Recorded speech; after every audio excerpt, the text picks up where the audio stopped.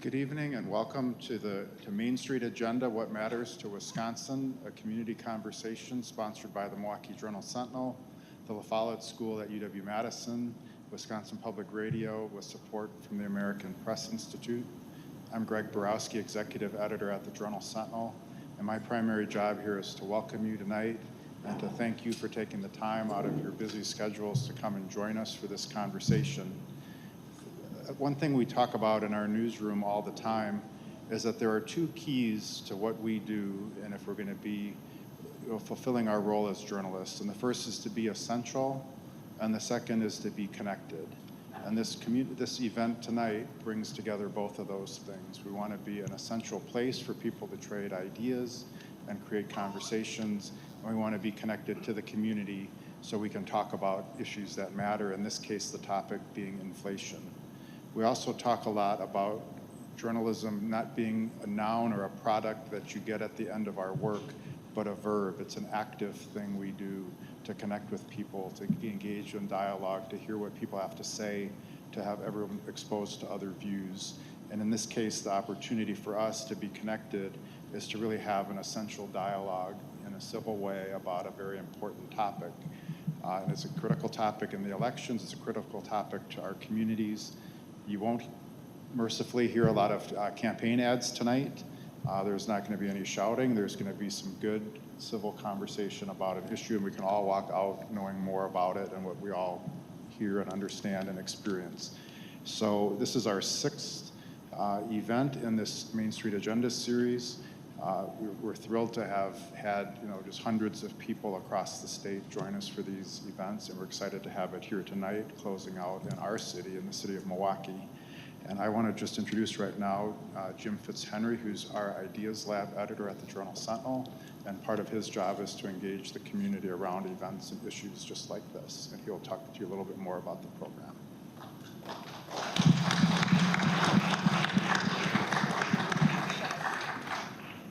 Well, thank you all so much for being here tonight. As Greg mentioned, this is our sixth and final town hall meeting. We've been traveling throughout the state with La Follette School of Public Affairs, and the primary purpose of it is to, number one, talk about issues that voters care most about. If you hadn't noticed, campaigns sometimes don't focus on things that people really care about. If you look at the ads that are constantly playing on TV, they don't have anything to do about that. And so what we've been trying to do through the Main Street Agenda is to just get civil conversations with people where they can actually talk about issues. And it's okay if people have disagreements about things, because nobody completely agrees on everything. But when we sit down and we break bread together and we talk, we can figure out a lot of things. And so it's really been a remarkable thing, because you kind of get the sense sometimes if you watch TV or if you read the paper that people are constantly sparring with each other. But I found that people in Wisconsin have been very reasonable and really have a hunger to talk with their neighbors about issues. They want to solve problems and they want to see things happen in a really good way. So part of what we did to figure out what are the issues that people care about the most is the University of Wisconsin Survey Center actually surveyed people, and they asked them, what are the biggest problems that you face as we kind of head into this election year? And the issues were inflation, gun violence, health care, crime, the distribution of wealth and income, and climate change. And throughout the year, faculty members at UW-La Follette have been writing on the Ideas Lab page, two of them who are here tonight. And what they've tried to do is to just use some of the evidence and the research that they do at UW-Madison and help inform the issue, give people information, and make up your mind of how you feel about that. But if we have some of the top minds in our state who are researching this, we can share that with people and give them a chance to talk about it. You didn't come here to listen to me talk tonight. I really am proud to hand the podium over to my colleague, James Colley, who's going to be the moderator tonight. And thank you again for coming, and looking forward to a great conversation tonight. Thank you.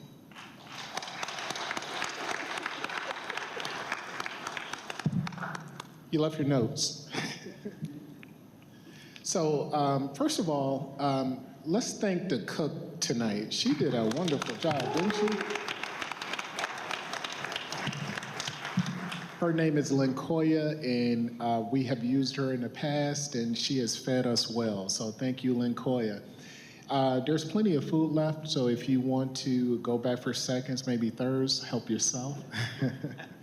But we're not just here to eat tonight. We're here to have a good conversation. So I just want to give you a rundown of what we're going to do tonight. We have a dynamic panel. Don't get me wrong. We have these experts on this issue of inflation and why we're feeling the effects of inflation. But it's also a chance for you to get your questions in. So we're going to have plenty of time at the end for you to get your questions in and start thinking about some of the questions you want to ask this beautiful panel. And don't be afraid. This event is being live streamed tonight, so I just want to let you know that. So be careful what you say so you don't get in trouble. Also, I want to tell you, if you get a chance, we have some vendors here tonight. So before you leave, please make sure you go over there and see what they're all about. So let me get started. I guess I could tell you a little bit about me first. I'm James Causey. I'm a columnist with the newspaper. I've been there for 3 decades, and I'm starting to feel it in my hip. So if you see me limping a little bit tonight, you'll know why. But let's get started. First, to my left is Minzy. Got to take off my glasses. I'm getting old. Minzy Chin. He's a professor at the La Follette School of Public Affairs in the Department of Economics. His research examines economic development within and between countries. Next is J. Michael Collins, a professor at the La Follette School of School and Human Ecology. He studies consumer decision-making, including credit, savings, and investment. I really need to hear from him. Then 2 dynamic women on the end. Melanie McCurtis. She's the deputy director and lead organizer of the Metcalf Parks Community Bridges, a resident-led organization in Metcalf Park neighborhood on Milwaukee's north side. And last but not least, Dynasty Caesar, senior organizer for the redress movement in Milwaukee. She started her career in Lindsay Heights as a community organizer, facilitator, anti-racism training among various organizations between Milwaukee Racine with the YWCA of Southeastern Wisconsin, and served as an environmental sustainability program coordinator for the city of Milwaukee. So let's give them a hand.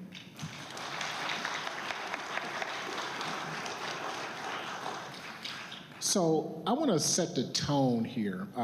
I saw something on one of my friend's Facebook pages recently, and this is what he wrote.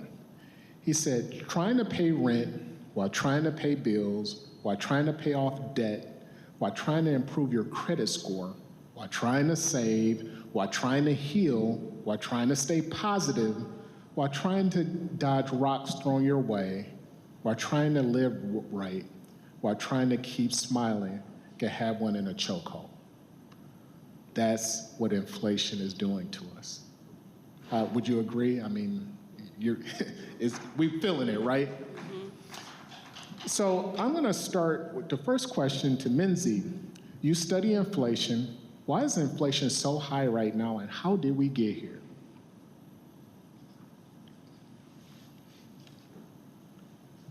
Well, first of all, thank you so much for inviting me to come here and participate in what I think is a really important discussion about something that's on everybody's mind. And I'm looking forward to all the interaction and discussion going forward on this topic. I have a relatively easy task, I think. I'm going to show you some pictures and just talk about what is inflation, what does it look like at the moment, and then maybe a little speculation about what caused it. Okay. This is a picture of inflation, and for economists, we talk about inflation as the rate of change of the price level. Okay, well, you might say price level of what? And there are a whole bunch of different things that you could look at. Here, what I've got here is a picture of inflation rate. You can see that there's a, let's see if we can get the laser pointer. Well, see the red line is the inflation rate for groceries. The black line is the inflation rate for everything that consumers buy. Okay, so when you hear on the news the inflation rate, typically they're saying, well, how fast have prices for everything we consumers buy over the last 12 months? And then the green line is the best I can get for the rate at which prices in Wisconsin, but it's actually Wisconsin plus a few other states. What have they done? They're pretty close to the black line, but not exactly. So, which inflation rate? There are many of them, but they're talking about the rate at which prices change for some basket. The black line is the one that typically people refer to in the news. The red line is maybe something that's more important to you. So, if you were going to say, wow, grocery prices were rising really fast, well, you could see there, they were rising faster than other prices, okay? What's true is, though, you see the peak, it's around May of 2022. So if somebody says inflation is down, that's right. The rate at which prices are going up, that's slowed down. But it doesn't mean that prices themselves are coming down. So if I show you all the prices for those things that I was talking about since January of 2020, well, all those lines are going up, right? And so what do you know? You know that since they're flattening out, they're not going up as fast as they were, but they're still going up. And so, why is that? Well, that's the question to come, but I just wanted to show you, well, some things are still going up, like on average, the prices of things you buy. If you're talking about groceries, that's the red line, well, that has gone up way a lot. We're like 25% above where you were in January of 2020 in terms of grocery prices on average, but essentially it's flattened out. So if somebody goes up to you and says, hey, grocery prices are high, they're right. If they say grocery prices are still going up, well, depends what time horizon you're talking about, okay? Okay, so that's just the data. That's what the government collects on statistics about prices. Now, the quote that James gave you about, well, things are really hard, and what has inflation done to you? Well, yeah, if you were to say to yourself, hey, if only I got the pay I got, but prices hadn't risen, I'd be better off, okay? Well, for a while there, what's true is that people's wages went up, and then they came down. Part of this is weird because of the pandemic. A lot of people lost their jobs, and so the people who were retained had higher wages, but then the wages sort of came down. That's the black line. And what you can see is inflation was moving faster than wages. So wages were going up, and then they sort of flattened out for a while, but inflation was higher, and so what did that do? That meant that people were able to buy less. And so when you see that black line dip in 2022, that is exactly this story of prices rising faster than people's wages. Now, good question. Whose wages? The black line is on average. Okay, but we know we're not all at the average in terms of wages. So I often plot the wages for hospitality and leisure workers. Okay, essentially restaurant workers. So my dad, for many years, was a restaurant worker. He was a bartender towards the end of his life. Okay, what's been interesting is, yes, one of the interesting things about this period is that for those people who have, in this sector, who typically have lower wages, they have suffered somewhat from inflation. You can see that red line goes down a little bit in 2022, but on net, they're getting higher wages after accounting for inflation than they did in January 2020, okay? So if you are lucky enough to have a job, then it's likely that your wages have outpaced inflation. That's on average in that sector. Doesn't mean that there aren't people out there where inflation has certainly hit them, and at the same time, their wages haven't kept up, okay? So that's just more pictures. Now, we get to the question of what caused the inflation? Can I point to one person or one company to blame for inflation? So here's the question, is it Biden's fault? Is it Congress's fault? Is it Powell, who's the chairman of the Federal Reserve, who essentially prints the money for the United States? Or was it Putin? Was it Xi? And I'm going to cheat here and say, well, yes, but to all varying degrees. Okay, because Biden, President Biden, after President Trump did what? Essentially, they, in coordination with the Congress, passed a bunch of support bills which provided resources to people, both people, in terms of rebate checks, to companies to keep people employed, so the Paycheck Protection Program. And what that did was it gave consumers overall spending power.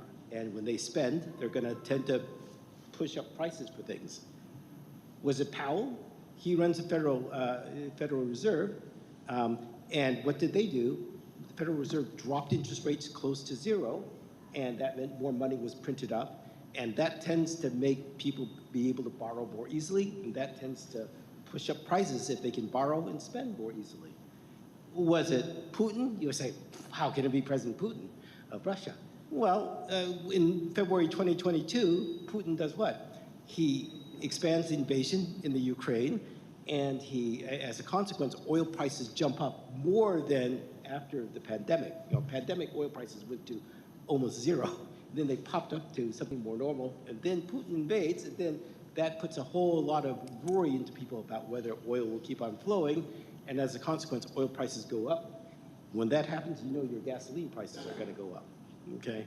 And then Xi in China, is he to blame? Well, in some ways, yes. I mean, you can see there's a whole bunch of blame, quote unquote, to cast, because what does Xi do? He embarks upon a zero COVID policy, which you say, well, how does it bother us? Well, you think about, on average, you buy something that's made. There's a good chance it was made in China. What was Xi doing all throughout 2020, 2021? Well, like us, he implemented some lockdowns. But going into 21, 22, he kept on locking down things. And say, well, what does that matter? Well, yeah, locking down factories, you're locking down ports, you're locking down people who can drive the trucks around. So you have all these disruptions exactly at the same time as Americans, because we've been getting these rebate checks and support from the government, and interest rates are low, are buying things. Maybe we're not going out to the restaurant as much, okay? But I can buy lots of stuff to put in my house or put in additions to my house. And so you're spending exactly as it's getting hard to get stuff from China, built or made, put into a truck in China, put into a ship in China, sent over the ocean to the United States, taken off of a ship at the port where maybe some of the workers are sick, and gotten onto a truck that has a driver who's well enough to drive it to where it needs to go. So you've got, there's plenty of blame. If you want to say corporations, I mean, I would say there are certain corporations that probably because they're the only producers of, let's say, chicken. Okay, there's only a few big producers of chicken in the country. So, if they've got lots of demand for their product exactly at a time where a lot of their workers are sick, what are they going to do? They're going to raise prices of chicken. Okay, so you can find lots of sources for why we get inflation. And I'll just note, it's not just the US. So we've got Europe in blue, and I've got United Kingdom in red. Those are inflation rates in those other countries. So if you're looking for solely a homegrown problem in America, no, it's a worldwide phenomenon. Okay, don't want to spend too much time. I'll just end off with, if I had to, apportion, not blame, but causes for why we had such fast inflation, the whole picture there is the overall height of that hump is inflation going to a peak in 2022, and it's come down to about 2.5% right now in September. And the green is like supply chains. If I can't get stuff from China onto the boats, through the ports, to my front door easily without a lot of cost. There's immigration was shut down in 2018. And if you think about how hard it was to get like fresh produce of certain types in 2020, well, part of the reason is by a policy that was implemented by us, we reduce the number of people who are willing to pick fruit, for instance. Okay, so there's a bunch of things on the supply side. There's a bunch of things on the demand side, the blue bars, which are, we would contribute to like all the government support, the Federal Reserve printing money, pushing up people's ability to buy stuff. And then the yellow is, well, we can't tell for sure. And so you got to be honest and say, well, those are ambiguous effects. So in the sum, you know, these are just numbers. I'm just trying to present the picture and some of the thinking about where we got the causes of inflation. And what I'm going to do now is turn it over to my colleague, Michael Collins, to talk about how this impacts households.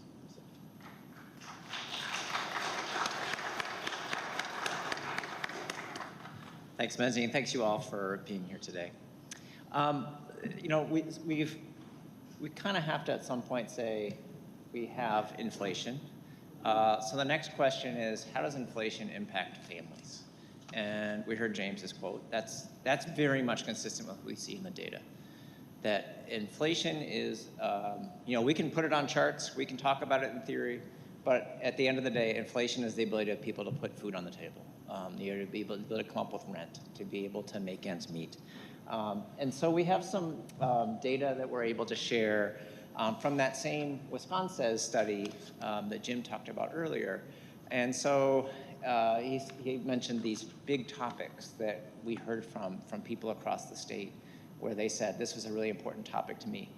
This is a chart of all the counties in Wisconsin. And the green is inflation. So it's not that other places don't care about inflation. It was just that those are the places where inflation was number one. A lot of the state is really feeling the effects of inflation. So this is not an unusual phenomenon for people in the state. So Menzie talked a little bit about the differences in prices that we see for all prices versus for the prices in groceries. And I just want to break that down a little bit more and think about what we're seeing for the change in prices for different kinds of goods. So on the far left side, I guess your left side over here, is the income numbers. So we showed this already. The income changes just haven't kept up with the changes in prices. Incomes are up, that's great, but incomes aren't enough up, or they aren't up as much as what we've seen for certain goods. But it's not universal, what we've seen in the change in prices for goods. So the very first thing here is food at home. And you can see, particularly in that aqua color 2023, food at home, meaning foods you get at the grocery store, we're up about 11%. Compare that to food, within food at home, meats, poultries, fish, and eggs. This is protein. This is the stuff that makes us healthy, right? The stuff that we need to have energy to go about our work. There you see, particularly in 2022, about a 12% increase. So big jumps in some of these really key components of people's diet. Dairy products, more in 2023, big jump. You saw that with the gallon of milk or other kinds of goods that we saw. But the other big one is energy, fuel for households, whether that's gas, propane, electric, whatever it might be. Energy costs really up, and particularly 2 years in a row from 2022 and 2023 both. However, down this most recent year. Energy is really very up and down in terms of its movement. And then the big one is rent. Rent is the biggest portion of most families' budget. For a renter, it can be a third to a half of their income goes towards paying for rent. And those changes in rent. So rent is a funny thing too, because typically, I don't buy my groceries a year in advance. But when I sign a lease for an apartment, I'm agreeing to pay that price for the next year. And then a year from now, unless I want to move, I'm stuck with whatever the next 12-month lease is, right? And so the cycle on a rental agreement tends to make these prices kind of laggy, but also very sticky. There's no landlord I know of who halfway through the year says, hey, would you like to pay lower rent now? It just doesn't happen that way. So rent is a big one because you get really locked in. So most recently, back in September, the U.S. Census put out the data for 2022. 2023. The census looks back about a year. It spends a long time collecting data on what people's incomes are. And we saw some good news in that median household income, this is nationally, not specific to Wisconsin, but nationally, Income's up. The median, meaning the middle income across the country, was up to about $80,000, up from $77,000 the year before. Sounds great. People are getting paid more. The median person who's working is getting more. That's great. And as a result, if we look at what the official poverty measure is, which is poverty threshold based on the size of a family, it's the same for every place in the country, the poverty rate in the United States went down. It went from 11.5% to 11.1%. Sounds great. We have fewer poor people in the US than we used to. However, the census does put out another measure besides the official poverty measure called the supplemental poverty measure, which has been hotly debated by academics and researchers for a long time. But the supplemental poverty measure is, I would say, a more sophisticated way to measure poverty, because it includes not how much you make, but also how much you have to spend. So the poverty measure for Milwaukee is going to be very different from somewhere in northern Wisconsin. The poverty rate for, the poverty threshold for a place like Manhattan, Kansas will be very different from Manhattan, New York, right? So we adjust it based on what people's cost of living are for different parts of the country. So the supplemental poverty measure is probably a more accurate way to really think about how people are getting by. And we see the supplemental poverty measure, while the overall poverty rate went down, the supplemental poverty rate went from 12.4 to 12.9. It went up.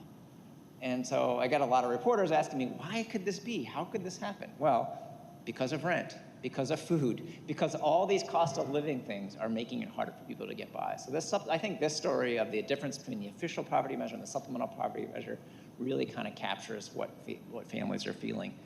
It's just harder to make ends meet. So again, back to the Wisconsin data, we asked some questions in the Wisconsin survey about how difficult is it for you to cover your expenses? And about 1 out of 4 people in the state said they're having some difficulty, meaning they had either very or extreme difficulty in keeping up with their expenses. For renters, it was almost half. Almost half of renters in the state said they were having a hard time keeping up with their expenses. In rural places, it was about 26%. For people who made less than $30,000 in income, which is kind of a crude proxy for close to poverty level, about 2 out of 3 people said they were having a hard time making ends meet. Probably not too surprising. Very few people who had high incomes in the hundreds of thousands, said that same kind of thing. Younger people, about 39% of younger people said, younger here is 18 to 30, said they were having trouble making ends meet. People who have health problems, particularly because of out-of-pocket expenses, and then self-employed, about a third of those groups. So much different experiences across different populations across the state, but it sort of reflects the fact that people are having a hard time making their budgets count.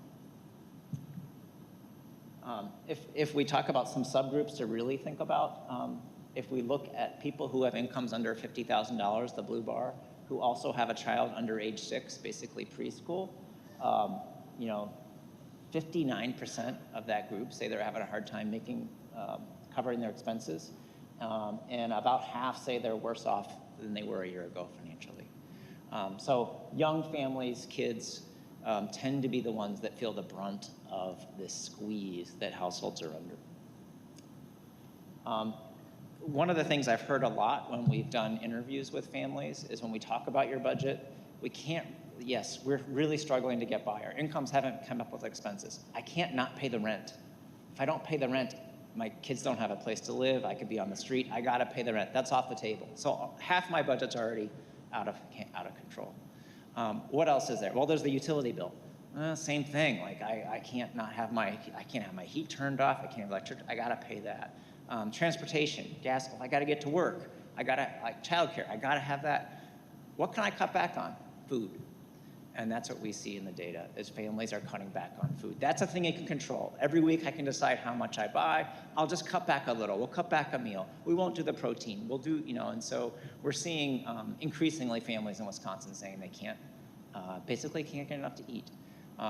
If you talk to folks in the food banks, if you talk to people who are out there working with families, you hear a lot of families trying to make ends meet by finding other sources of food. Friends, family, could be hunting and foraging, and it's food banks. And so people are really trying to be able to make ends meet. Food insecurity rates are especially high for the low-income groups, especially younger people, single parents, and people of color. So we just see lots of examples of where food becomes the place that people make up for the losses. And so what's the problem with that? Well, food indirectly affects lots of other things. Kids' ability to learn, right? If a kid comes to school hungry, he or she's not going to be as able to learn. Workers, if I'm hungry, I'm going to make more mistakes. I'm going to have a harder time. I'm going to be sleepy. Health, if you're trying to recover from illness or you're trying to avoid getting sick, like food actually is a really important component of it. Not just how much you eat, but eating healthy. So just a few other things that we would share too. If we ask people, if you had an emergency that cost $400, could you come up with that $400? This is like a car repair or some kind of emergency repair that you have to have done at home, whatever it might be. About half of people in this state say they couldn't do it. They could borrow it or they could go to friends and family, but they don't have the $400.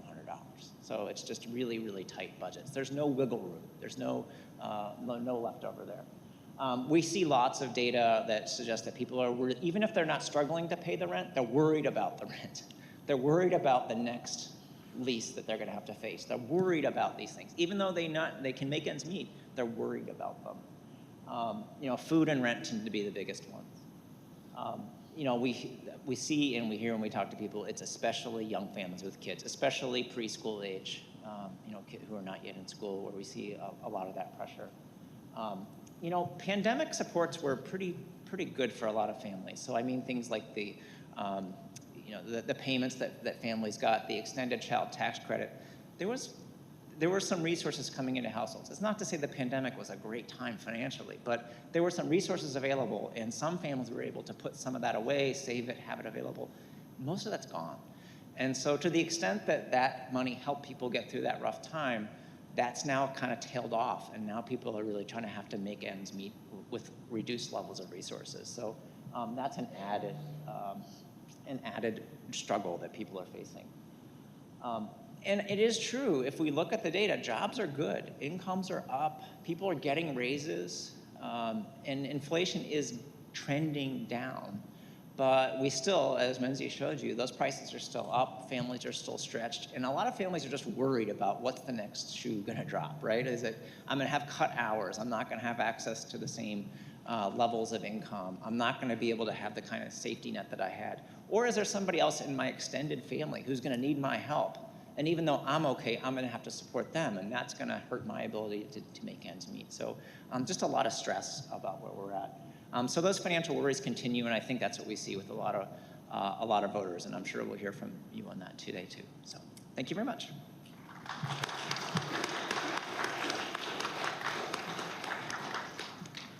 Thank you for the data. I just want to do something real quick. By a show of hands, you said 1 in 4 people struggle to make ends meet. By a show of hands in here tonight, how many people are struggling to make ends meet? Let's see if we get that about 1 in 4. A little bit more than 1 in 4. Okay. And the next question, if you had to come up with $400 out the blue to pay a medical bill, how many people could do that and it wouldn't bother them?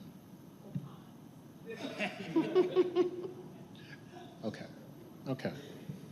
I just wanted to get a sense of what we were on that.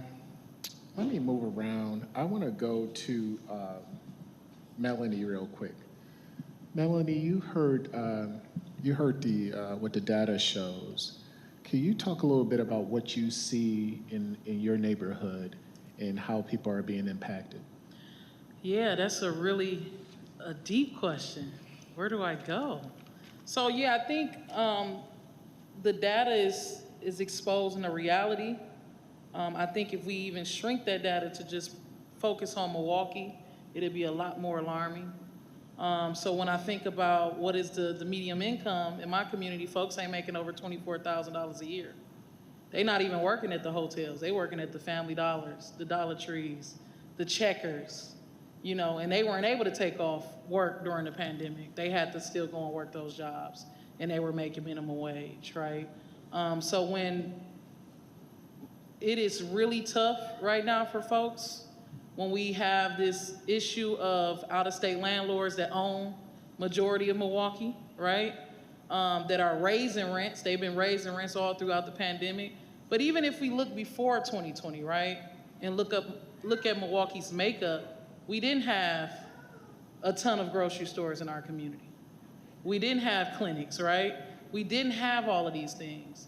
So when you put a pandemic on top of that, and then things are starting to be inflated, it makes the current conditions even worse, right? So I used to get so irritated when I heard people say, this is our new normal. This has always been the norm for my folks, right? Even for me, myself, you could be making no income to low income, and then the next year you're making a decent income, but in my case, I was paying bills from poverty. So then I'm paying a lot of my income back to fix up things that I had to do when I was surviving poverty, right? So it's not just an overnight thing. You get a different job, you get a raise, you get a different title. You are still dealing with those type of things. And if you're the only one in the family making a decent wage, it's really not your wage, right? So I think that even the census, right? The census was during the pandemic. Black and brown folks already are not doing the census. So you put a pandemic on that, a lot of our folks wasn't even counted in this data, right? So I'm seeing the real life impacts, and some of the things are matching up, but I think the story and the reality is way scarier than what can be documented. That's deep. Dynasty, we talked about this the other day on the phone, and one thing that I noticed is that I don't think people understand how serious it is out here. Can you give some sense of beyond the numbers? Because beyond the numbers, how desperate are people today? What are you seeing? I think we need to consider how desperate folks are going to get. And when I say that, I don't mean, we have these separations that we put between ourselves and folks that we think don't have as much as we have. What happens when you don't have? And what happens when you're in a desperate situation?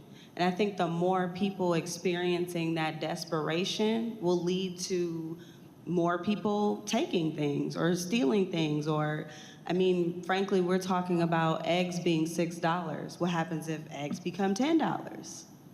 What happens if eggs become $12? Like, you would be astonished by the cost of things on reservations. So, I want to know how you will respond when you're not able to go and purchase things. That might lead to theft. That might lead to violence. I remember hearing a story about a woman trying to stab someone with a broken wine bottle over a thing of toilet paper during the pandemic. Do we not remember how things got desperate during the pandemic? We are not too far away from how we behaved at that time. And it's really important for us to consider how things will be when people start really getting displaced, right? Because rental prices are ridiculous. What happens when our houseless population is myself and all of you? How will you respond to having lack of access?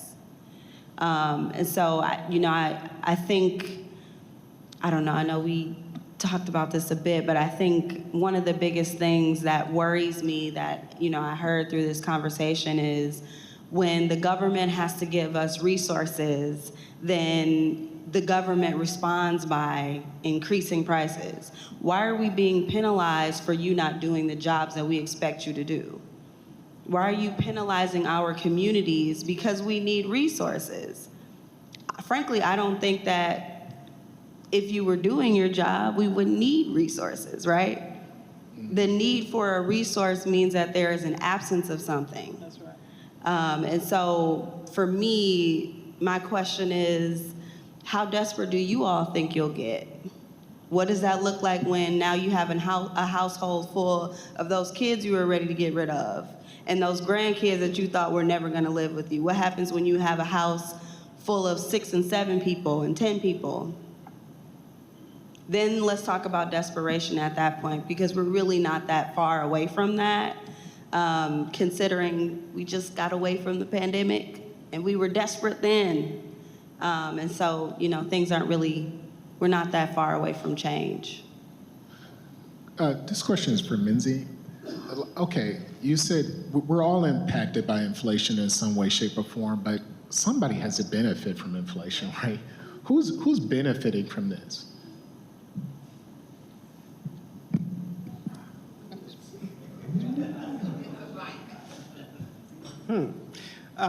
Who's benefiting? Well, I mean, what is inflation? Inflation's the increase in the general price level. So, if your company and the price of your inputs, let's say you need oil to make whatever widget thingy you want to make, goes up. Well, if you can raise the price of what you sell, I guess you're benefiting there. So, that's one instance. People who borrowed at a low interest rate, okay, if you were so fortunate, when inflation goes up, then that means the sort of the cost to you in real terms of paying back. So let's say you borrowed at 2%, but inflation's 6%. Well, it's almost like -4% to, you borrow. If you could get ahead of the game and have borrowed before the inflation occurred. So inflation has got winners and losers. It's kind of hard for me to think about lots of winners. In general, inflation is disruptive because, well, for those people on fixed income or difficulty getting a higher income, it's going to stretch their resources. The one thing I'll say is, when the government provided like $3.3 trillion worth of support during the pandemic, okay, lots of people benefited. When the government gives tax cuts, people who get the tax cuts benefit. They benefit, and all sorts of people who get the predominant share of the benefits are going to spend more. But then that increase in price spills over onto those people who might not necessarily would have gotten the benefits. So when you think about inflation, partly, inflation might be higher, but maybe employment was higher. And so it's not like you could do this hypothetical, if only everything else had stayed the same, but prices hadn't gone up. Now that's not much of a big comfort if you're the person who gets unemployed at the same time that inflation is higher. It's better for maybe the person who's got higher wages and is employed when inflation is higher.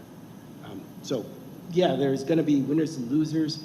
I think the role of government is to try to mitigate for those people who are most vulnerable in terms of what support you give. That's one thing we haven't talked about. When the government gives a tax break, who does it give a tax break to? When the government increased the child tax credit during the pandemic, well, the child poverty rate was reduced by half. Okay, what was the inflationary effect of that? Probably not much, because the people who were getting the benefit there weren't going to be pushing up prices a lot. Give a tax cut to a billionaire or the people with income above $500,000, they're probably going to push up, because they can spend, they're probably going to push up prices more. So you can't just say inflation, you have to put into the calculus of why do we get the inflation. If that answers the question. Dynasty, same question to you. Who benefits from inflation? Definitely not us. I mean, to talk about a $1,000 check is in comparison to a person who, did you say a $500,000 tax? I don't think have I even made that much money in my lifetime is the real question. But what I'm really struggling with is when we talk about inflation and tax cuts, what we're talking about is an outdated system that actually needs to be dismantled, and it's our dependency on capitalism and how we find these ways to make excuses or rationale about the continuation of oppression for communities of color, but also for white people. I think it's really important for us to talk about the root of capitalism being built on the backs of Black and brown folks, but also the fact that white people are being oppressed by capitalism as well. Why do you want to buy a house that costs $450,000? Does that make sense? You should be striving to say, actually, no, this house is worth this much, and I'm only paying this much, and I'm not going to contribute to a system that has historically oppressed people of color. Because that's where racism actually is. It's where you spend your money. And so we continue to like support this system, like, oh, well, you know, and we all have to, right? Because we need things. But like money has never been a resource. It's actually a barter. It's actually the tool to barter for other people's resourcefulness. So why are we continuing to say, I'm gonna work, and then I'm going to use this little bit of money that I have to go barter for someone who actually grew this food. I'm gonna go to Pick and Save, and I'm gonna go and buy this food. And I can actually grow this food and stop depending on this system that has oppressed everyone. Everyone experiences oppression by way of capitalism. Every single person on this planet. A person that's pregnant, that baby in your stomach, is being oppressed by capitalism because you have to go to that hospital and rack up all those hospital bills before that baby is even born.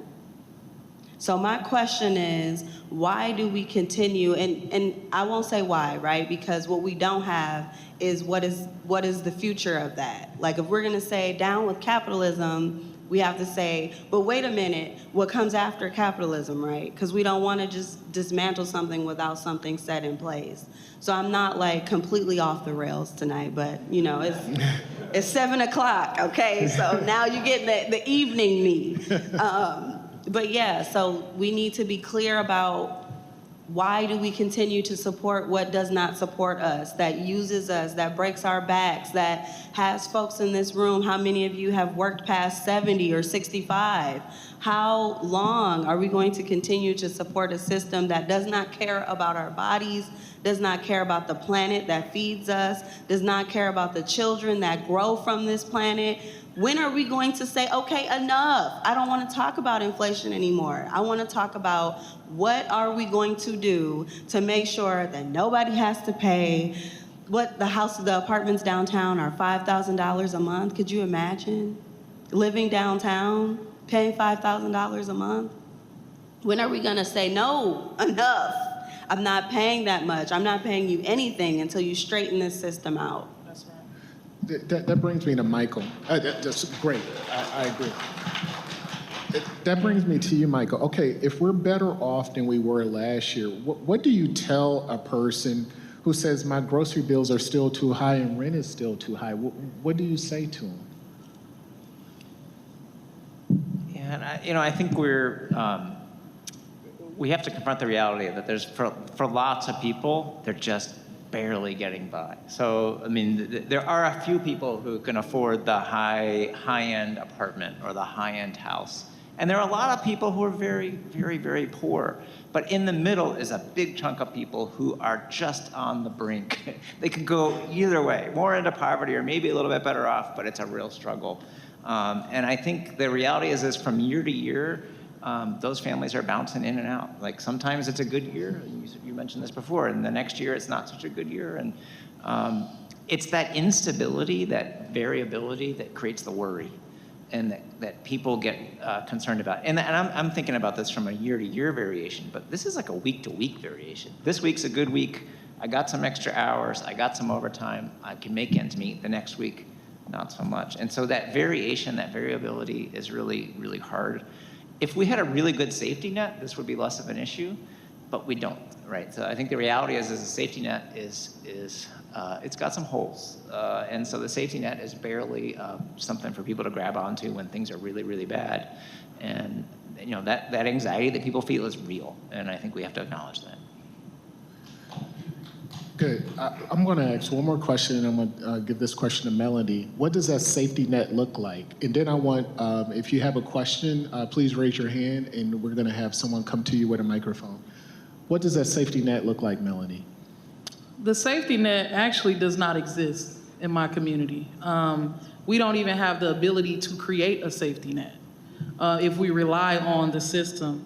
One of the things that was mentioned earlier, we should be looking at why is there not a win-win Why is there a oppress over system that we keep supporting, right? So if we have to focus on how to survive and navigate every day, when do we have time to build a safety net? We don't have that time to do it. If I am in a place of lack, my neighbor is in a place of lack, our other neighbor is in a place of lack, what do we have? We're starting at ground zero. So that doesn't exist in my community. Our community is showing up and coming together with the little that they have to create those supports, but it's outside of a system. It's outside of that $1,000 that they send, right? So we gotta get to the nitty gritty of there's a lot of people winning. There are winners, and we are not those winners. There's a lot of people benefiting from that instability. Who's benefiting from us not being able to ever have real home in a place that we built? Deep. Questions, raise your hand. And please state your name.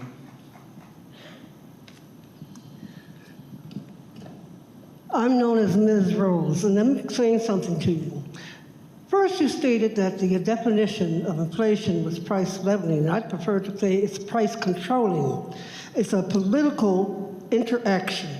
What's happening in the state of Wisconsin is Milwaukee is a first-class city, and it gives out more money to the state. But for political biasness and reasons, the money is not given back to the city of Milwaukee. Not the county, I'm talking about the city of Milwaukee that they put in. This is what we are not facing. And the people who are allowing it to happen are the ones basically benefiting from it. So that in reality, when you deal with inflation, inflation is nothing but prices, income, expenses, and what's left over. And the people who control those are the ones that are determining it. Actually, I don't know even why they use the term inflation, because it's a fictitious name that doesn't mean a hill of beans, except something to make it easy for people who don't understand it anyway. And I was going to say also, well, when you look at rent, is a good example of the greed. If they did the expenses and they wouldn't have to, but you know, our society is pushing greed. But the main thing is the people who are making these decisions are so-called religious Christians or whatever, but they're not living by the rule. And those who are actually trying to are afraid to challenge them. This is where the problem is. We could cut out all this problem, like even the homeless. This whole thing is a fiasco until we really care about each other as a person. We don't have to like their ways, but what we should do is get together. I don't like the term get together, because we are together. The problem is the people who are controlling it refuse to give up, and they give that money that belongs to the city of Milwaukee to other areas. And until you recognize that and do something about that, it doesn't matter what you do about inflation, so-called, and pandemic, so-called, because people made decisions that they shouldn't have made that almost bankrupt the city of Milwaukee. Because I called the governor and said, don't bankrupt the city of Milwaukee, because I knew what was happening. And all these Gregorian statements that were made were stating that, oh, you got to do this. They were hand-down solutions that nobody knew the real causes. And when you dug into it, you found out that so much misdiagnosis and why a lot of people died and certain people got greedy because they wanted machines. There's a bigger picture to that. The basic thing we should know is that the money, if we had the money that we put in given back to us, we could cut half of the problems that's existing in our society.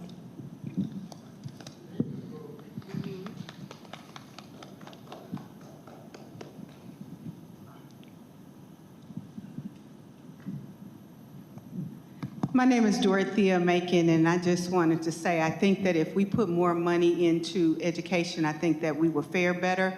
I think that education should be free when kids get out of school. They should be able to get a high-skill, high-wage, have opportunities for high-skill, high-wage jobs.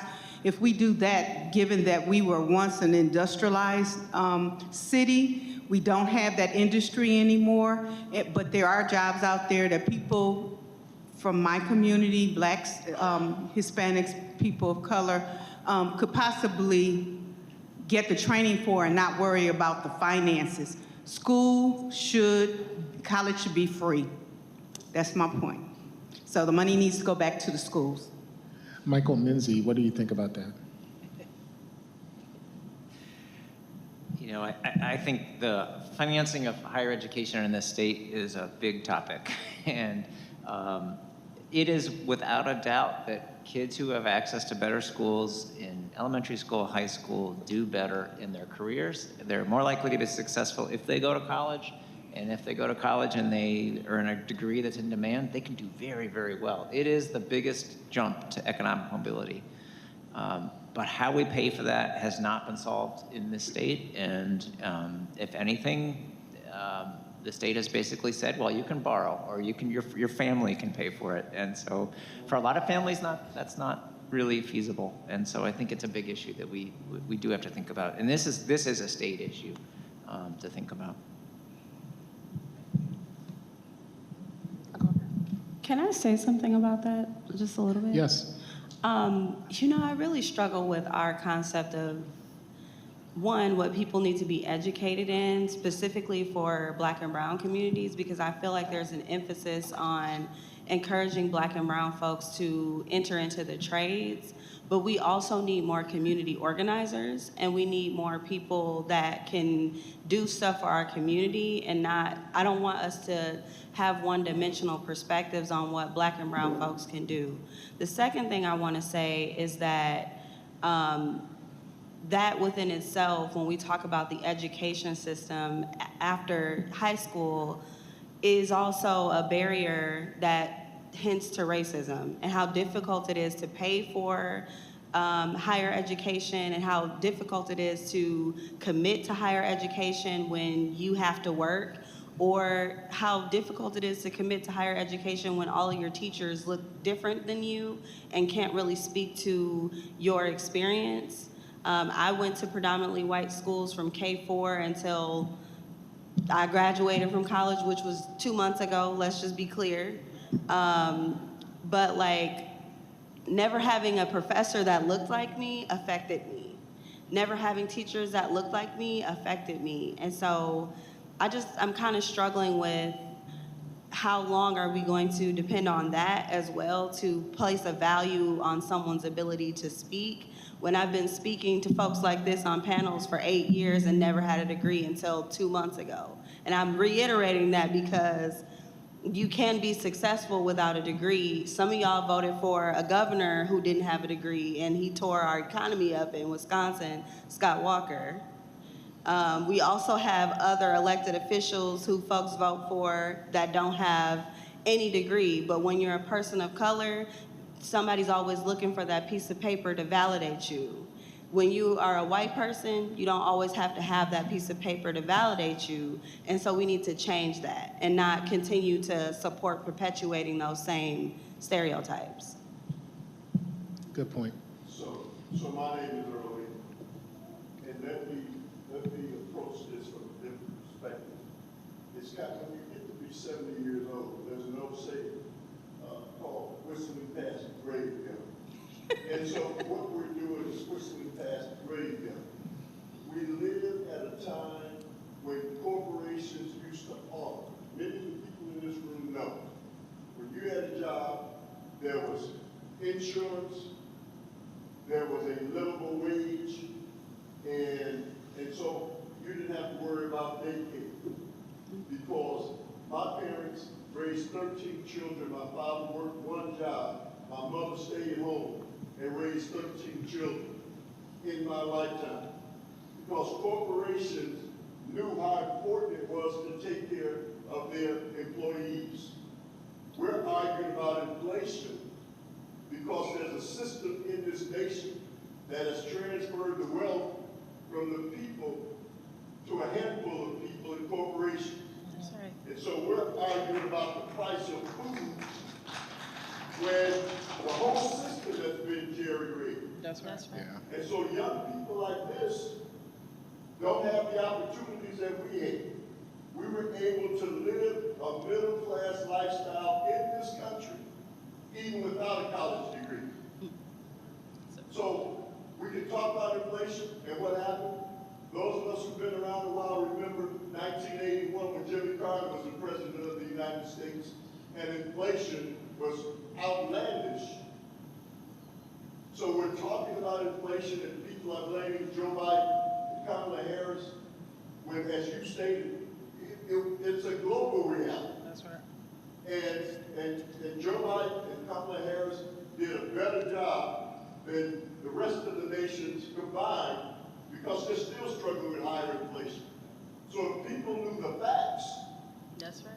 and what was really taking place, we wouldn't be arguing with one another, rural and urban, because we're in the same boat. That's right. We've all been had Oh, by man. a government and a nation that doesn't care about the people, but is solely concerned about the profits of corporations, multinational corporations, and until we can understand that, until we're willing to fight that fight, you know, we're going to continue to argue about, is the inflation too high? That's right. Yes, the inflation is high, but it's high for a lot of different reasons. Yep. And a lot of it is the fact that we need to fight, those of us in my generation, for these young people, so they get a fair opportunity like we had. Thank you. Minzy, can we ever go back to? Hey, someone give him a radio show. Minzy, can we ever go back to those times where Earl Ingram was talking about where you could just work one job and support your family? Is that possible today? Well, let me first speak to the issue that the gentleman brought up. I'm just a little bit behind you if you say you're 70, okay? And I'll just say, I remember Jimmy Carter. I remember the guy after him too. So you know, if we're going to broaden the discussion from inflation and say it's the cost of living versus the incomes we're getting, and we're going to stick within, admittedly, the capitalist framework, then you need to ask yourself the questions. What governmental policies, what platforms are advocating tax cuts that are aimed at higher incomes? What platform is aimed at giving increased tax cuts to corporations? Which platform is engaged in the proposition that you should increase the earned income tax credit or the child tax credit? Which platform is aimed at expanding the supply of housing at the same time that you give a credit for buying a house? So I mean, yeah, you need to fight, but maybe I'm just a narrow-minded economist. But then, if you can't fight all the time, you think, well, what can I do? I can deploy my efforts and my energies, my vote, to those policies that you think are going to be more advantageous to, for instance, redressing the imbalance between corporations and labor. Which platform is going to be more pro-labor versus, I don't know, anti-labor? I don't know. To me, that's the real question in terms of the debate that one wants to have in terms to effectuate things. Now, can we ever go back to that? And I'd say, well, there are countries in Northern Europe that have endeavored to, within a capitalist system, have a mixed market economy where you have a safety net that actually works, that doesn't have vast holes in it, that essentially make it not a safety net for certain areas. I can tell you what won't work. If you put on a tariff like one proposal of 10% on everything that comes into the country and 60% that comes from China, you know who's going to pay for that? Well, it's not the richest people, because the richest people are not going to be paying proportionately a lot for things. They're going on trips to other places or eating in fancy restaurants. It's going to be people who buy things that predominantly are made abroad. So I would also say that if you want to redress the imbalance, don't go for something that sounds too good to be true. That is, let's put a tariff on everything that comes into the country because that'll make us make everything here. It ain't going to happen. It'll just drive up the cost. Household in the middle of the income distribution, $2,600 a year. That's my guess. But getting back to what Earl said, my parents were a product of that. My father and my mother both came from the South with little education. They were able to work hard and buy a home, and it's the home that we live in today, me and my wife. And they were able to do this with very little education. My father was a welder, he learned on the job. My mother worked on the assembly line at Costco operation, she learned on the job. She also worked as a waitress and did these jobs. But even though we made it, I know we struggled some, but I don't think we could ever go back to that. And that's scary. My wife is in nursing school right now, and she's about to graduate in another semester, so let's give her a hand. But she's racked up so much money in student debt. It's like, what? And she's gonna be a nurse.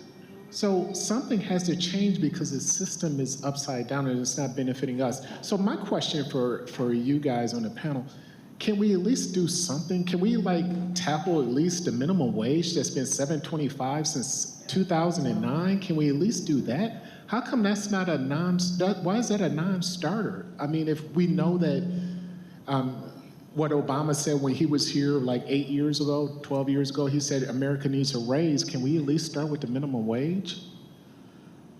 I don't know. Yeah, I mean, the minimum wage is just one example of the issues that we have with people who just don't make enough, right? So we've had this conversation a lot about housing, and people say, oh, we don't have enough affordable housing. Yeah, that's true, but it's not a housing problem, it's an income problem. We have so we don't allow the lowest value houses to exist, right? A really cheap house we knock down. We allow lots of families to have incomes close to zero, right? And that's fine. Well, that's fine. We can have poor families, but we can't have poor housing. And ultimately, we've got to raise incomes. And so that means more support from more families to work if they can work. And if they can't work, if they have a disability, if they're too old, if they can't, continue to be in the workforce, we have to have supports for those folks. And supports for work it's a lot of things. Yeah, it's food support, right? So it's things like SNAP food assistance. That's really important for families, or for WIC. But childcare.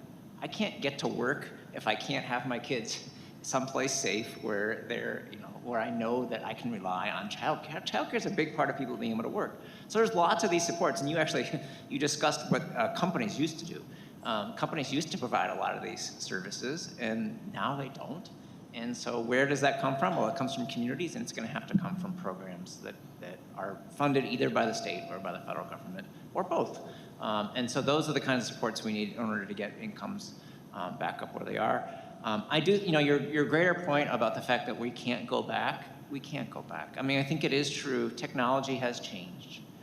There are a lot of jobs that used to be really well paid that now are done by a machine, or we don't even need to be done at all. So the only way to keep up with this rapid changing in technology is probably to get more skills, and college is one way to do that. It's not the only one. But I think the reality is we're looking at lifelong learning, lifelong catching up on skills. That's just kind of the nature of the way technology is today. It threatens me, certainly. It threatens everybody. And so I think it's one of those things we're just going to have to continue to work with. And policies need to get on board with that. We have way too many policies that are stuck in the 1950s and aren't really reflecting what modern work looks like. Pay benefits. Wait, Mike. And let me just say this real quick before your question. College is just too expensive, and I know this because my wife, going back to nursing school, she got a paperback book in the mail that was just copies, that was like this thick, that was like, how much was it? $200, no cover. So when you're charging $200 for a book and you can only use it just that 1 year, that's just, it seems like it's unfairly gouging young people and putting them further in debt. Go ahead with your question. You know what I wanted to say? They need an economics class to teach kids. I think every school needs one, because when did you learn about credit? when you got grown, when something bad happened to you, when you went to college, you got a credit card, you did bad things. Teach kids about credit. If you don't have credit, you have nothing. And I'm sure a lot of people have experienced that. And they need to teach people that. And I wish they would have taught me that in school. Maybe I wouldn't have made some dumb mistakes. But now I'm better.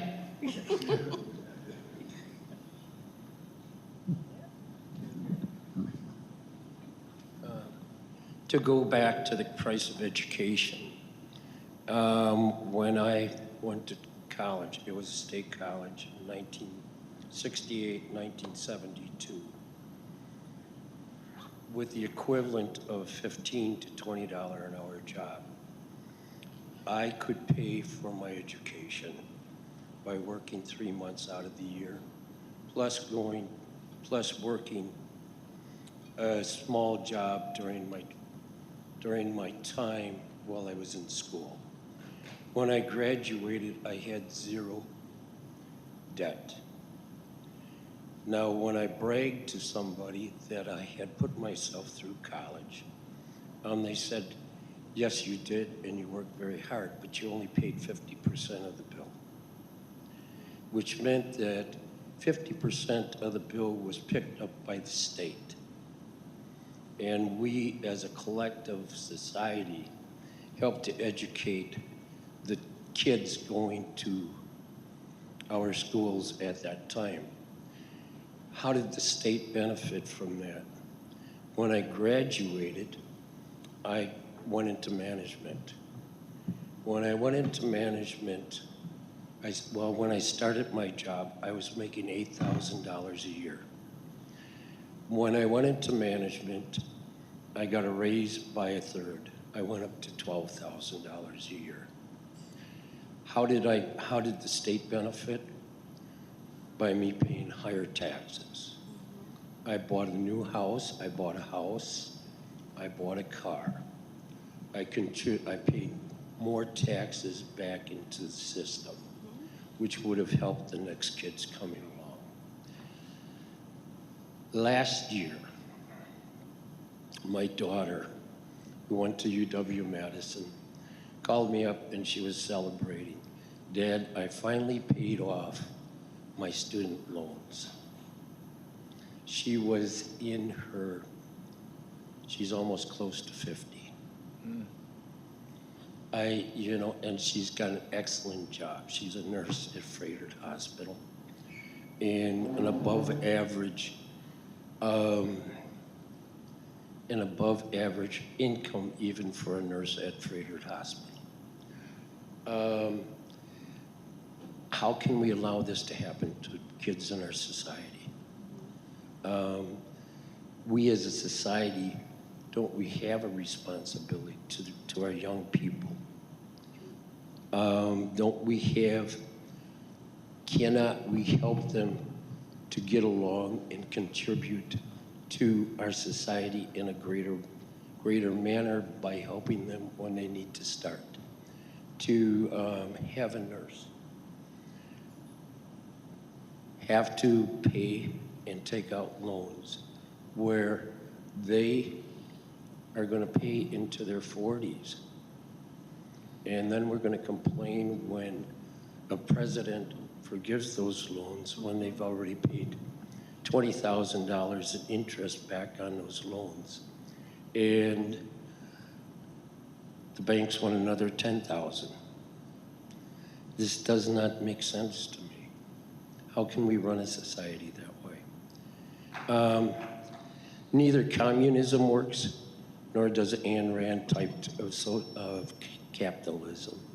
We have to be somewhere in between. And I'm going to leave it with that.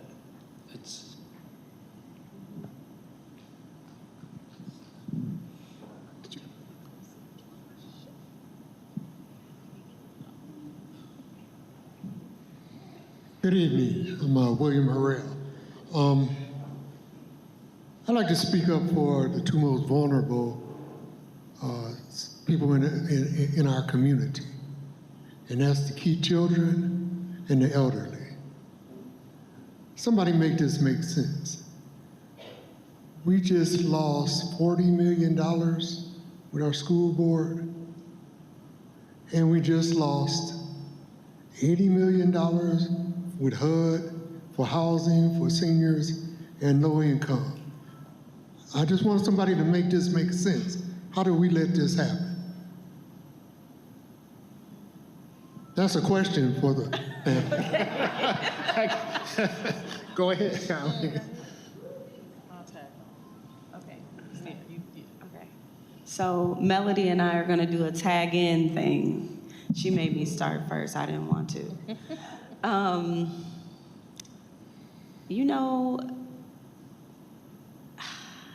I don't really know where to start because I kind of want to go back to, like, let's talk about white flight and like where we started, what Milwaukee Public Schools was before my time, how Milwaukee Public Schools was predominantly white, and let's talk about where we transition into and how our city is going back to folks moving back to the city, and the conversation around charter schools and how folks are looking to transition Milwaukee Public Schools.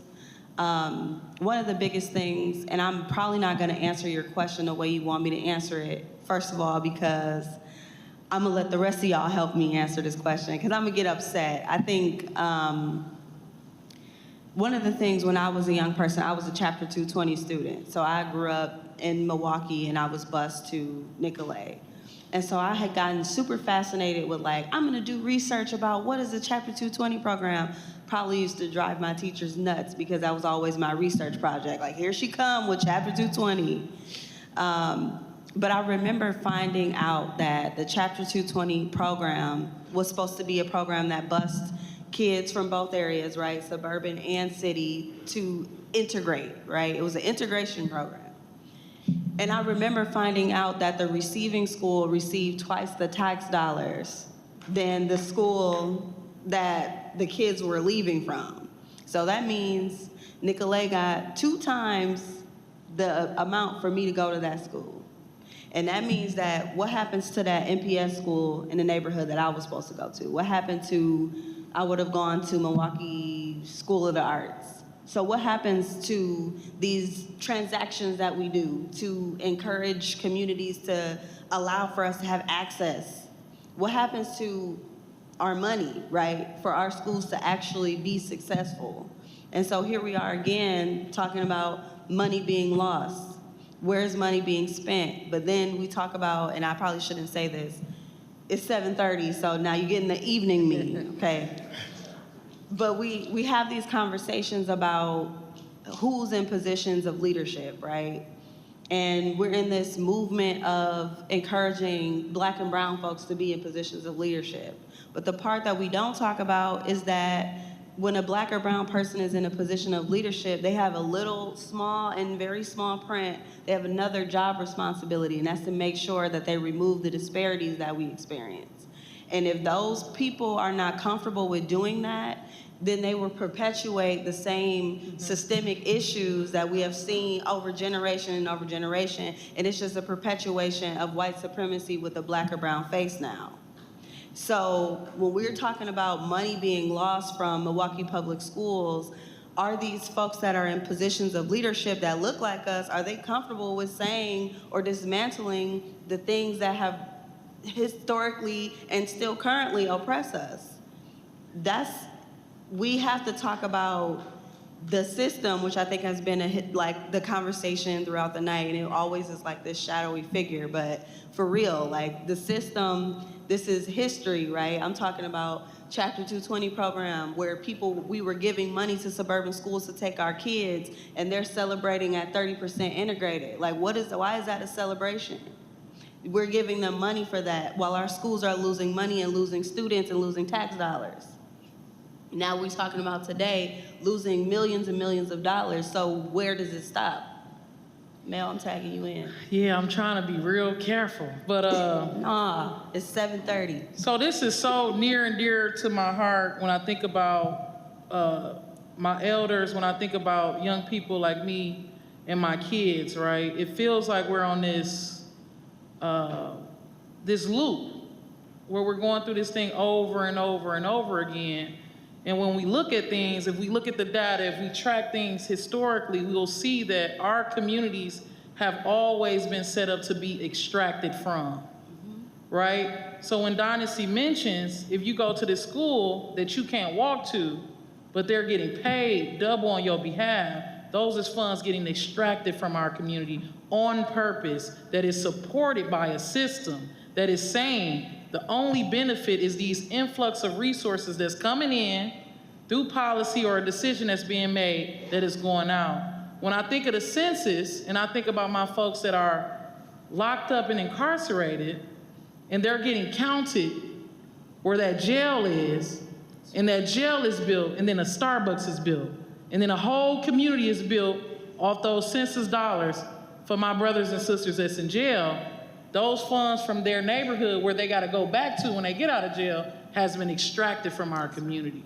So we're on this continuous loop of us being pimped and robbed and beat down so that we can't keep showing up, so that we can't keep fighting, so that we feel like it's 10 fights all at once, but when the reality is all of these fights are the same. They are the same. We should be able to thrive. My seniors, my elders should not be saying, I gotta pay this rent, I gotta pay for medicine, I ain't even gonna worry about food. And I'm on a fixed income, but the landlord don't care that I'm on a fixed income. Even these low income subsidies, I grew up in housing authority from 0 to 18. The popping up at your house. So even thinking about the racial, the racial things, growing up in fear, because we got people coming saying, this house too clean. Do y'all sell drugs? This is the stuff that was happening when I was growing up, right? So even keeping you in control and in check so that you can't even get to, I'm 31, I can't buy a house right now. There's no way possible. It's not set up for me to do that. I can't raise a family and go to school. There is no way possible for me to do that. So we have to look at and we have to learn from our past. We can't be disconnected from the past because the past is right now. That's right. It's just some things that's a little bit different. So I say all this to say that there are people in power, so this room is packed tonight. When the budget hearings come up, they need to be packed. When it's a community meeting and something in our community is on the table, we need to be at every meeting. We need to be at every hearing. They're redoing zoning right now.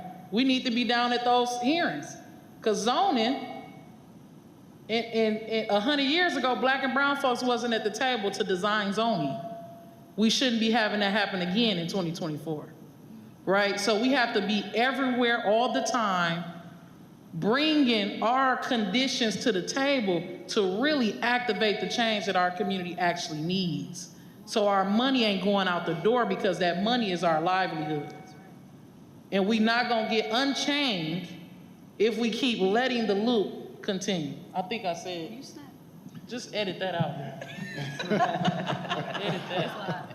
Good evening. First of all, I want to commend everyone that's about to graduate. And you said going to school. I'm a 2-time convicted felon. I graduated in legal studies as a paralegal at MATC. And when you this talk, and I heard somebody mention Freighter, but do you know how much money and resources goes into Freighter with just gunshot victims? And when I tell people, like my family, Troy, why don't you move away from Milwaukee? In 2020, 21, 22, and 23, we had over 100 children under the age of 18 shot or murdered in this city. So think about all those resources that could be going to help bring, I wrote a story one time about fun spaces, roller skating rink. In the inner city of Milwaukee, you talk about mental health, there's no roller skating rink, there's no skateboard park, there's no movie theater, there's no dance hall, there's no bowling alley, there's no, swimming pools. I'm just saying. So when you see our kids stealing cars and trying to have fun, because we haven't created any fun spaces for them, and just a lot of things. I mentor young 14-year-old boys. They're smoking weed, skipping school, and I try to have dialogue with them, you know, but why, if they're identified, because I just came from a criminal justice meeting where they talk about statistics, they can identify these children because of their backgrounds at an early age. Job Corps can rescue our young people, but the schools aren't trying to navigate them into that area. But when they end up in jail and they write a letter, and I got to go to court to, you know, write a letter to stand up on their behalf, I'm like, why didn't the counselors and the principals and the teachers direct them into Job Corps? It costs a lot more money to keep a kid in juvenile in detention in jail than to spend money on Job Corps.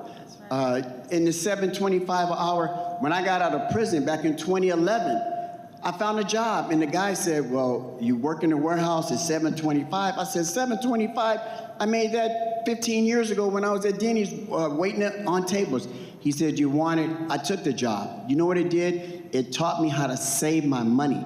I went to the credit union, and I started putting in $20, $25, and I have money there set aside. Living in poverty, right off the Capitol Drive, Roosevelt, you know, we used to have the best neighborhood, Garden Homes, where I live. They said back in the 60s and 70s, everybody had those good jobs with the A.O. Smith and all those places, and now it's infested with drugs.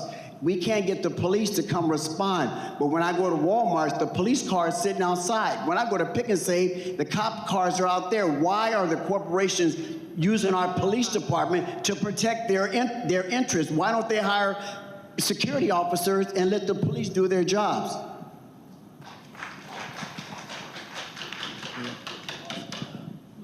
Hi, Keith Schmitz. One point I want to bring up is when you have a problem, blaming the wrong people for it is not the way to solve it. And,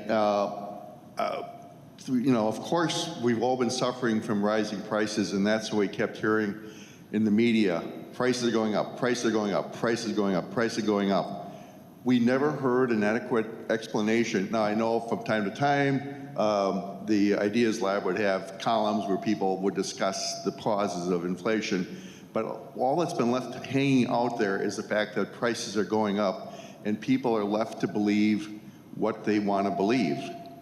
And in a sense, it comes down to like, you're blaming the guy making your breakfast for your hangover, you know? And so this is something where I think the media really failed us in terms of giving us a proper understanding of what this whole thing is about. We need a public that's informed so they make good choices when it comes to the ballot box and not just kind of knee-jerk emotional choices. Okay, thanks. Can I respond to that? Go ahead. Yeah, I think too, there's an intention behind the lack of knowing who's to blame. Like, you know, I think about, and let me check again, it's 7:43. So you're getting the evening me, but I just think about how difficult it is to identify who to talk to local government-wise when you're like, okay, somebody's dumping behind my house, and then you call the city and you call a 1-800 or the 414-286 city number, and then you're like, okay, so do I talk to this person? Well, you can talk to that person, but you really need to talk to Bob in whatever department. So you get lost. And I think there's some intentionality behind us being lost and not being able to go straight to the source to ask because we get tired. Like, you know, as Melody said, we have all these other fights that we need to fight. I mean, one of the biggest things that I think folks are looking for answers about is how and why are our homes being taxed substantially different than those homes in suburban communities, or assessed, right? Like, tell me why, who does the assessments? What does it mean? Why are my homes being assessed at this value? We have no, say it again?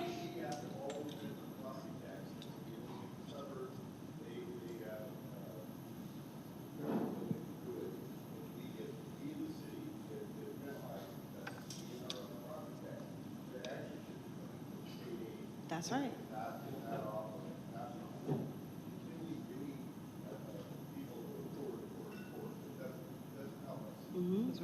I mean, yes, and I think so let me just make sure what I heard. You said that we can't keep taxing folks who are in low-income communities and expecting that to support our.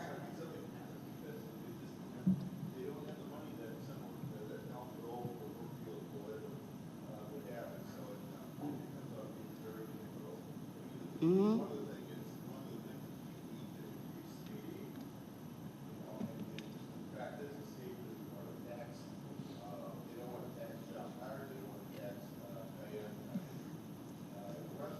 Mm-hmm.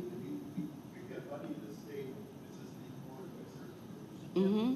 I mean, we talk about Melody and I probably talk about the shared revenue bill once a week, and like, why did we sign that? Why did we do that? We gave away, I think it was a real property tax that was eliminated in exchange for a 2% sales tax that we thought we were gonna get all this money back from when the, what was it, what's it called? It's 7:45 now. The RNC, when the RNC came, we thought we were gonna get all this revenue from that. Folks didn't spend any money. So, you know, what do we do now when we talk about concerns as it relates to revenue? We can't keep taxing Milwaukee residents and expecting us to be the ones that pay to support the rest of the state while we struggle. We can't keep doing that, and we can't keep allowing for our local government officials to not, you know, to be afraid to push on the state a little bit. There's got to be some pushing back on the state, because we can't pay for everybody else to get food on their tables while we eat nothing.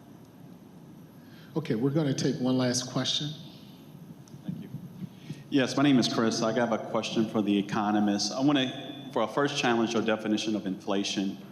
I think the inflation is the increase in the money supply, and there's one entity that controls the money supply, and that's government.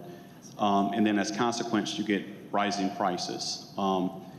And so I want to do that. But when you hear the solutions to like inflation, most of the things people are talking about are causing inflation. When you're going to government for all these goodies of free healthcare, all this stuff that people say we need more spending on, well, the government has to print more money. They have to tax more, they have to print more. No matter what, you're getting inflation. At the end of the day, the solution to inflation is the government just has to stop doing the bad stuff it's doing. They have to stop spending money. We have to stop sending money to Ukraine. We got to stop, you know, our entitlement system is really, really bad. I mean, I'm never going to get Social Security or Medicare, but a lot of people are. And as you know the math on that from what it was 100 years ago. The math is upside down. And then the second part is you say who benefits from inflation. It's the most obvious. It's the people who are risk takers and asset owners. Those are people that benefit. That's right. If you own and operate an asset, if you're good at it, you can overcome inflation. So when you're saying going back to that type of economy, it just won't work, because now we're in a new economy. You need to own and operate an asset, and that asset has to grow. And those are people who are, and I'm not talking about celebrities and people like that, just, NBA players. I'm talking about people who own and operate businesses. Those are the people who benefit from, don't benefit from inflation, but they're risk takers, and so the consequences of inflation don't hurt them as much, because they take risk and they own and operate an asset, so they're able to grow their wages at 30-40% because they're owning a business, they're operating a business, and they're doing it successfully. So just want to get your response to that. Okay, well, lots of provocative points. Let's do a thought experiment. If I doubled the money supply and I used your definition of inflation as the money supply, then prices should have doubled. Yes? In point of fact, though, prices have risen when we doubled the money supply by about 20%. So I'm off by about 80%. Okay, so I'm not going to deny that printing some more money might have caused some of the inflation, but we're off by 80%, and I would plug my students for that. So the proposition that it's just the money supply that caused inflation, no. Now, there's a separate question. The government borrows more than the government spends more than it takes in tax revenue. Well, that's a conscious decision of the people who have been running policy for forever. I mean, what's the tax rate now compared to, top tax rate now compared to when we were talking about Jimmy Carter? Well, it's substantially down, and it's much more down for high-income earners than, for other groups. Okay, corporate tax rate, much down from where it was at that time. I'm not saying it should go back up. That's my personal opinion, it's something else. But I'm saying that those problems are actually manageable. The U.S. government could come much closer to spending within its means by virtue of not upsetting the whole world, but by changing some policies that we have changed over the past 30 to 40 years, within my lifetime as a professional economist. So I don't want this apocalyptic view where, we got to do something drastic and only slicing the money supply by half is going to get us to get inflation back to zero. That's not likely to be the way in which you're going to solve the problem without throwing us all into a deep, deep recession, of which everybody will be suffering in terms of lower incomes and lower wages. And yeah, you might get inflation down because nobody's got the income to buy anything, but I think you'll find the cure worse than the symptom. So that's my quick take on the hypothesis. Michael? Yeah, just a quick addition to all that. I mean, we also have to think about who gets and who pays. And so, yes, if everyone in the country gets thousands of dollars, that's going to be inflationary. But a safety net for the 10% of people in poverty who can't put food on the table, that's not inflationary. In fact, that's going to pay off because then maybe those families are going to be able to get back on their feet and back into the labor force and back paying taxes again. So there's a really big difference between throwing money from helicopters and targeting money to people who are really in need. A targeted program that helps people get to work, get to school, improve their situation, be able to earn more is a really valuable program. Programs that help people when they're elderly or disabled are really valuable programs, right? So we have to get away from this rhetoric of like, government spending is bad. It's not. Many government spending programs actually are investments in people that pay off later, whether it's college or it's some other program. And so we have to think about it. I agree, and I think we have to cut it off here, unfortunately. This has been a great conversation, and it's hard to do this in a 2-hour time span, but I think we got a historical perspective and we got perspective from the women on the ground floor dealing with these issues on a daily basis from the people that they serve. Let's give the panelists a hand.